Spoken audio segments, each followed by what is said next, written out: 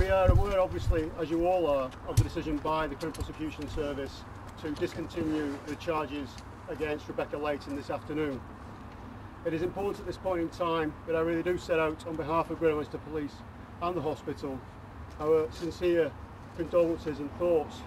to those people badly affected by this incident, and particularly the victims who have tragically died as part of this investigation. I want to set out, if I could, the degree of complexity of this investigation, but it would be remiss not to start off by just referring to the decision by the CPS to discontinue at this time. I need to be really clear that at the time that Rebecca was charged, there was sufficient evidence in our view, and equally importantly the view of the Crown Prosecution Service, to bring charges around contamination and theft. The decision to discontinue is that the evidence we had at the time has not built towards the Crown Court phase so that we could bring a case at this point. Nonetheless, all parties involved in this investigation, and at present that is close on 700 individuals we are looking at and interviewing, are within the parameters of the investigation. To give some kind of understanding of the scale of this investigation, within the Hospice of Greater Manchester, it is one of the most complex and challenging investigations that we've faced,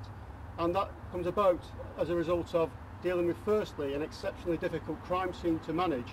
where we are working within the confines of a very busy hospital with many hundreds of people who come through that hospital, particularly medical staff, visitors and patients who have access in various degrees to products within the hospital. So from an investigation point of view, as I say, we're already looking at over 700 individuals, and importantly in terms of victims that we've identified by working closely with the coroner and particularly with our medical experts, we've been able to identify that between the 1st of June this year and the 16th of July this year, we are looking at potentially 40 victims at this point in time, of which 7 tragically have died whilst within Stepping Hill Hospital. I need to emphasise that we're working closely with the coroner. This is an investigation into suspicious deaths, because the key element of moving to a murder inquiry would be establishing that causal link between the cause of death and the resulting outcome. Now, it's important to understand that all these people who came into the contact in the hospital were particularly poorly people, and so you have to differentiate between the cause of deaths in terms of the fatalities, between what caused that death. And that's where a lot of our efforts are going in with our medical teams and our forensics teams to understand the impact of any contamination, although we are clear that there was contamination in a number of SALINE products. In terms of the extent of that process, we've already interviewed over 200 individuals and we'll be continuing that work in the weeks ahead. It will take a number of weeks to complete the investigative process,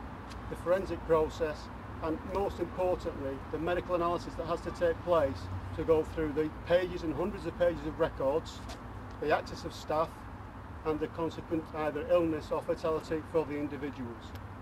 I hope the community of Stockport particularly understand this is going to take some time to work through and work with us and maintain that confidence. What I can say though, particularly importantly,